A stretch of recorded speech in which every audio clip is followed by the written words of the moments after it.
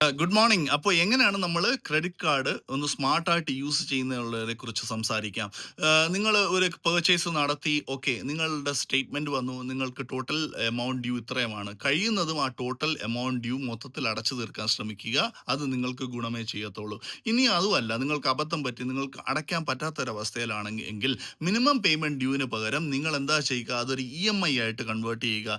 പല ടെന്യൂറിലുണ്ട്, 6 months, 12 months, 18 months അല്ലെങ്കിൽ 24. നിങ്ങളുടെ സൗകര്യം അനുസരിച്ച് according to your convenience you change in to an EMI. ഇതുമല്ലെങ്കിൽ നിങ്ങൾ എന്താ ചെയ്യുക, സ്മാർട്ടായിട്ട് ക്രെഡിറ്റ് കാർഡ് യൂസ് ചെയ്യുക, ഒരു ടൂളായിട്ട് യൂസ് ചെയ്യുക. എങ്ങനെ? നിങ്ങൾ പല ഇലക്ട്രോണിക് കടകളിലും പോകുമ്പോൾ നിങ്ങൾക്ക് കാണാൻ സാധിക്കും. ഒരു എക്സാമ്പിൾ പറയുകയാണ്. അപ്പോൾ നിങ്ങൾക്ക് ഇപ്പോൾ മൊബൈൽ പർച്ചേസ് ചെയ്യാം. You can convert this to an EMI with no interest EMI. ഒരു ഇൻട്രസ്റ്റും ഉണ്ടാവില്ല. നിങ്ങൾക്ക് EMI മാസം മാസം ഓക്കെ എത്ര രൂപയാണ്, 50,000 രൂപയാണ് ആ ഒരു മൊബൈലിനെങ്കിൽ ആ ഒരു തുക പല ഇൻസ്റ്റാൾമെൻ്റ് ആയിട്ട് അടയ്ക്കുക. അതിന് നിങ്ങൾ യൂസ് ചെയ്യുക. ഇതുമല്ല, നിങ്ങൾ ഗോൾഡ് പർച്ചേസ് ചെയ്യാൻ ചില കമ്പനീസ്, ഓക്കെ, അല്ലാതെ എല്ലാവരും ഇല്ല, ചില കമ്പനീസ് ആ ഒരു ഓപ്ഷൻ തരുന്നുണ്ട്. You can purchase gold with this credit card and convert in to an EMI.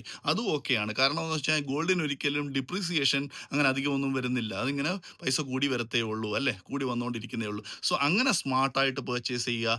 നിങ്ങളുടെ ക്രെഡിറ്റ് സ്കോഴ്സ് കൂട്ടാൻ ശ്രമിക്കുക. ഇനി ക്രെഡിറ്റ് സ്കോഴ്സ് എങ്ങനെ കൂട്ടാന്നുള്ളത് പിന്നെ പറഞ്ഞു തരാം. Okay, thank you.